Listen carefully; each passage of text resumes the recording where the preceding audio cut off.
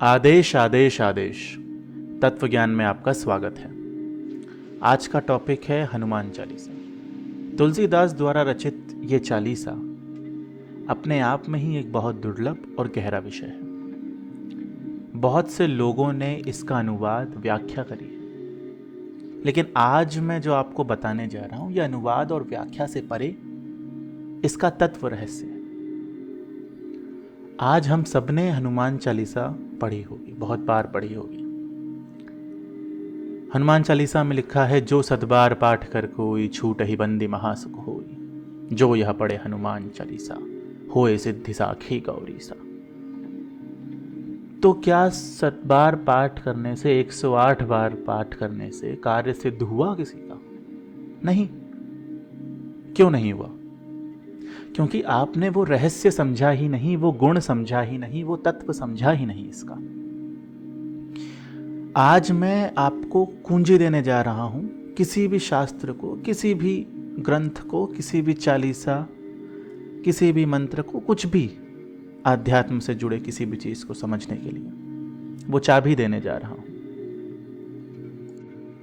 कुलानर्व तंत्र में शिवजी कह रहे हैं पार्वती से कि देवता उपासना, सहस्त्र नाम, चालीसा, मंत्र, तंत्र, ये एक देवता ही देवता का कर सकता है, देवता ही देवता की उपासना कर सकता है। तो इसका अर्थ क्या हुआ? तुम्हारे अंदर वो देव गुण होने चाहिए, उस मनुष्य के अंदर वो देव गुण होने चाहिए। वो भर्गो देवस्य धीमहि, गायत्री में जो बोला गया है भर्गो देवस्य धीमहि, इसका अर्थ है कि भर्गो यानी कि सूर्य, सूर्य वो देवता के गुण, वो देवताओं के गुण मेरे अंदर प्रकट करने की कृपा करे। तो देवताओं, भगवान के गुण क्या हैं? जिनके भाव स्थिर हों। मैंने 10 महाविद्याओं में भी बताया है कि हर स्त्री जैसे भगवती नहीं होती, भगवती का रूप है लेकिन भगवती नहीं है। जिस स्त्री के भाव स्थिर हैं वो भगवती है। तो उसी तरीके से आपको अपने भाव स्थिर करने पड़ेंगे सबसे पहले, और वो भाव पकड़ना पड़ेगा जिस देवता या देवी की आप उपासना करने जा रहे हैं या शास्त्र पढ़ने जा रहे हैं। तो बात करते हैं हनुमान चालीसा में हनुमान की। हनुमान जी के क्या गुण हैं? तो हनुमान जी के क्या गुण हैं? हनुमान जी वीरों के वीर हैं, इसलिए उन्हें महावीर बोला गया है। महावीर विक्रम बजरंगी, सेवक हैं। उनसे बड़ा सेवक कोई नहीं है, उनसे बड़ा भक्त कोई नहीं है। तर्क के देवता हैं हनुमान, इसलिए वो पवन पुत्र हैं। तो सबसे पहले तो कोई भी मंत्र, चालीसा, सहस्त्र नाम या शास्त्र पढ़ने बैठे तो सबसे पहले तो खाली हो जाइए। उसके बाद उन देवी देवताओं का गुण जो है वो अपने अंदर प्रकट करिए, तब उस शास्त्र को पढ़िए, वो शास्त्र समझ में आएगा। यही कुंजी है, यही चाबी है। जब आप किसी मंदिर जाएं तो कुछ ना करिएगा, ना कोई तंत्र, ना कोई मंत्र, ना कोई जाप, ना कोई माला, ना कोई पाठ, ना कोई पूजा, ना भगवान से कुछ मांगना, ना भगवान से कुछ कहना। बस वहां बैठ जाना, खाली, बस खाली बैठ जाना। उत्तमा सहजावस्था मध्यमा ध्यान धारणा अधमा मूर्ति पूजा च तीर्थ यात्रा धमाधमा, कि सबसे उत्तम अवस्था जो भगवान कृष्ण हो, शिव हो, राम हो, जो हो, ये उत्तमा सहजावस्था में थे, मतलब सहज थे, वो साक्षी भाव में थे। तो तुम भी उस भाव में आ जाओ, खाली हो जाओ, अपना बुद्धि मत लगाओ, क्योंकि वो ईश्वर की वाणी तुम्हारे अंदर प्रकट ही कैसे होगी। तो सबसे पहले खाली होकर बैठ जाओ, फिर वो गुण और भाव पकड़ो उस देवी देवता के, फिर उसको पढ़ना शुरू करो, उस शास्त्र को। तो अब हम लोग हनुमान चालीसा को समझना शुरू करते हैं इस भाव में बैठकर। तो हनुमान चालीसा में 2 चीजें हैं, एक दोहे, एक चौपाई।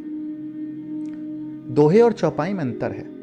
दोहे को आप ऐसे समझिए, जब आप मंत्र करते हैं, कोई जाप करते हैं, कोई पाठ करते हैं, तो एक ध्यान मंत्र आता है पहले कि इस ध्यान की अवस्था में आओ, इन गुण को समझो, तब आप बैठो मंत्र करने। सेम विद चालीसा, आप उस दोहे को तो सबसे पहले उतारो मन में, तब जाके तो वो चौपाई, तब जाके तो वो चालीसा सिद्ध होगी आपकी। तो दोहे में क्या लिखा है? सबसे पहले, श्री गुरु चरण सरोज रज निजमन मुकुर सुधार। तो सबसे पहले तो अपने मन का मैल सुधारो, धो उसको। वो कैसे धोगे? श्री गुरु चरण सरोज रज। श्री गुरु के चरणों में जब जाओगे, तो जब सदगुरु के चरणों में जाओगे तो वो तुम्हारा अपने आप मैल उतार देंगे मन का, तुम्हें अपने आप देवता के गुण में ले जाएंगे। तो गुरु और सदगुरु में अंतर है। गुरु तुम्हें ज्ञान देगा, सदगुरु तुम्हारा ज्ञान दूर करेगा। ज्ञान तो तुम्हारी आत्मा में पहले ही है। सदगुरु तुम्हें नहीं फंसाएगा कि ये मंत्र ऐसे करो, ये माला ऐसे करो, ये ऐसे करो, ये पूजा विधान ऐसे है। या सदगुरु सीधा सीधा करेगा, तुम्हारा ज्ञान हटा देगा। आत्मा तो परम ज्ञानी है ही है, उसको तो सब पता ही है। आत्मज्ञान तुमको हो जाएगा, उसके बाद असली कहानी सदगुरु की शुरू होती है। तब वो धीरे धीरे तुमको अपनी फ्रीक्वेंसी पर लेके जाएगा, तुम्हें वो राम ही बना देगा, तुम्हें शिव बना देगा। कुलानर्व तंत्र में शिव जी यही बात ही कह रहे हैं सदगुरु के बारे में, कि सदगुरु चाहे अपनी कला से अपने शिष्य को वो राम बना सकता है, वो कृष्ण बना सकता है, वो शिव बना सकता है, वो महाकाल बना सकता है, वो भगवती बना सकता है। तो सबसे पहले तो ये बात मन में उतारो और ये समझो कि ये मैंने करा कि नहीं करा। तुमने पहली बात तो करी नहीं और चले हो पूरी हनुमान चालीसा पढ़ने, और फिर कहते हो मेरे कार्य सिद्ध नहीं होते हनुमान चालीसा पढ़कर। कैसे होंगे? तुमने पहली लाइन को मन में उतारा ही नहीं। श्री गुरु चरण सरोज रज निजमन मुकुर सुधार। वो सेवक भाव, वो भक्ति भाव अपने गुरु के लिए लाओ, अपने इष्ट के लिए लाओ, तब जाके तो तुम्हारा मन का मैल दूर होगा। तब जाके ही तो तुम्हें सिद्धियां मिलेंगी जिसके लिए तुम ऐसे आज आगे पीछे घूम रहे हो। तुमने ये पढ़ लिया हनुमान चालीसा में अष्ट सिद्धि नौ निधि के दाता, बोलो अरे इसको पढ़ने से अष्ट सिद्धि आ जाएंगी, नौ निधि आ जाएंगी। अब मैं किसी से पूछूं कि हनुमान जी को अष्ट सिद्धि नौ निधि कैसे मिली तब तुम भटक जाओगे। अरे हनुमान चालीसा में ही लिखा है, अष्ट सिद्धि नौ निधि के दाता असवर दीन जानकी माता। जानकी माता सीता जी ने ही दी, वर स्वरूप में दी। अरे तुमको दे ही, तुमको तो मिल ही जाएगी। गुरु तुमको वो अष्ट सिद्धियां ऐसे ही दे देगा बिना कुछ करे मेहनत। जब तुम पूर्ण समर्पित हो जाओगे उस इष्ट के लिए, उस ईश्वर के लिए, उस सदगुरु के लिए, तो तुम्हें सारी सिद्धियां, सारी कलाएं तो मिल ही जाएंगी। पड़ा रहे दरबार में धाका धानी का खाए, कभऊ को साहिब नवाजे सकल सिद्धि दे जाए। तो तुम्हें सिद्धियां तो ऐसे ही मिल जाएंगी, तुम्हें उसके लिए मेहनत नहीं करनी। जो तुम कर रहे हो, जो तुम्हारे गुरु ने तुमको कहा है करने को, जो पूजा पाठ जो भी दिया गुरु ने, ध्यान दिया, जो दिया, बस उसी से मिल जाएंगे। कुछ अनोखा नहीं करना है तुमको उसके लिए। और जब तुम्हारा ये मन सुधरेगा, जब तुम उस साक्षी भाव में आओगे, मन सुधरेगा, मन का मैल हटेगा, तब आएगी बात बरनऊ रघुबर बिमल जसु जो दायक फल चार।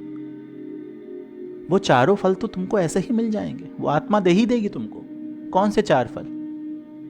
धर्म, काम, मोक्ष, अर्थ। जय हनुमान ज्ञान गुण सागर, जय कपीस तिहुँ लोक उजागर। हनुमान वो ज्ञान गुण का सागर है, वो तर्क है। आप ऐसे समझिए, राम है वो आत्मा, सीता है वो ध्यान, लक्ष्मण है वो लक्ष्य, हनुमान है वो तर्क, वो ज्ञान। तो जय हनुमान ज्ञान गुण सागर। जब तुम उस दोहे को अपने अंदर अपनाओगे, श्री गुरु चरण सरोज रज निजमन मुकुर सुधार, तब तुम ही हनुमान हो जाओगे। गुरु तुमको ही हनुमान बना देगा, इष्ट तुमको ही हनुमान बना देगा। तो तुम हो जाओगे ज्ञान गुण सागर। जय हनुमान ज्ञान गुण सागर। तुम्हारे अंदर हनुमान प्रकट हो जाएगा। जय कपीस तिहुँ लोक उजागर। अब ये तिहुँ लोक क्या है? ये 3 स्टेप हैं, ये 3 काल हैं। तुम इनसे ऊपर उठ जाओगे। भूतकाल, भविष्य काल, वर्तमान काल, तुम महाकाल हो जाओगे। हनुमान पवन पुत्र ही क्यों हुए? अग्निपुत्र क्यों नहीं हुए? क्योंकि वो गुण है हनुमान का। पवन है वो बुद्धि, तर्क। क्यों? क्योंकि जो पवन है वो हर जगह जा सकती है, वो कहीं नहीं, ऐसी कोई जगह नहीं जहां पवन नहीं जा सकती। इसलिए वही तर्क तुम्हारा कहीं भी जा सकता है। तुम्हें कुछ भी ब्रह्मांड में चाहिए, तुम्हारा तर्क वहां तक जा सकता है। तुम जब उस नाद, उस फ्रीक्वेंसी से मैच करोगे और अपना तर्क उसमें जोड़ोगे, तो इस ब्रह्मांड की, इस परा ब्रह्मांड की भी कोई ऐसी चीज नहीं जो तुम्हें ना पता हो। इसलिए वो पवन पुत्र हैं, वो तर्क के देवता हैं। आज हनुमान ने लंका जलाई, ये हमें सब पता है, लेकिन इसका मतलब क्या हुआ, इसका अर्थ क्या हुआ, यह किसी को नहीं पता। क्यों नहीं पता? कभी जानने की इच्छा ही नहीं हुई, किसी ने समझाया ही नहीं। कहानी के रूप में रामायण हमने समझ ली। लंका कहाँ है? लंका है दक्षिण में। लंका को तुम्हारा मूलाधार बोला गया है, जहां सारी माया है, जहां सब कुछ है तुम्हारा सब। लंका, लम बीज तुम्हारा मूलाधार का भी है, लम बीज तुम्हारा माया का भी है। तो लंका सोने की थी, सोना मतलब माया। तो सोने की लंका जलाई पवन ने, पवन पुत्र ने, तर्क ने।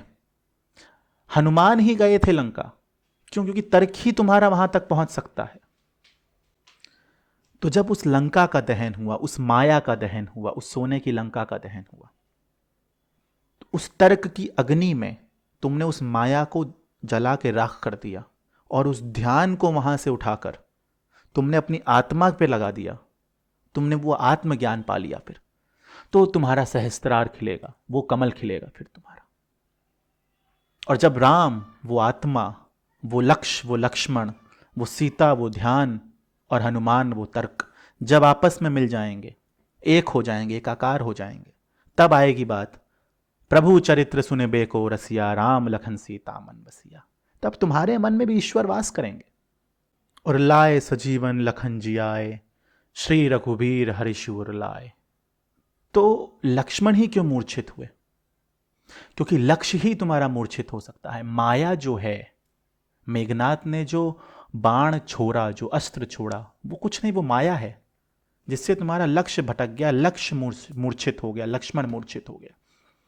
आत्मा को माया नहीं छेड़ सकती, तुम्हारे लक्ष्य को जरूर छेड़ सकती है, मूर्छित कर सकती। तो जो तर्क है तुम्हारा, वो गया, उसने बचा, वो संजीवनी बूटी लाए, वो हनुमान संजीवनी बूटी लाए।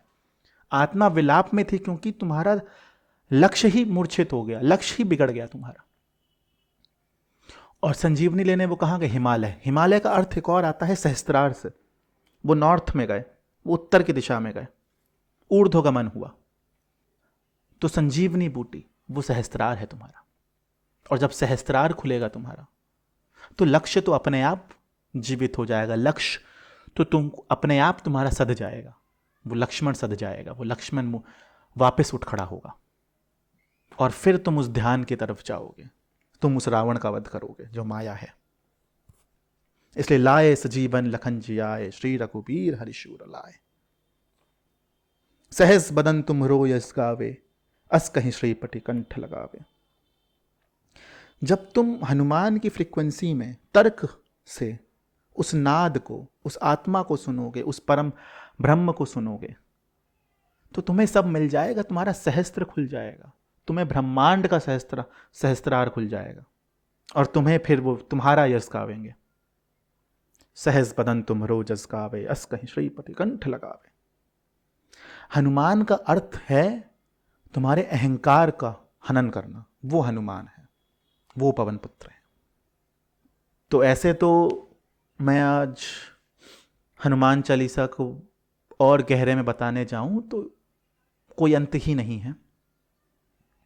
मैंने वो चाबी आपको दे दी है, वो कुंजी आपको दे दी है। अब अपना तर्क लगाइए, हनुमान जगाइए अपने अंदर और उसे समझिए। आज के लिए इतना ही।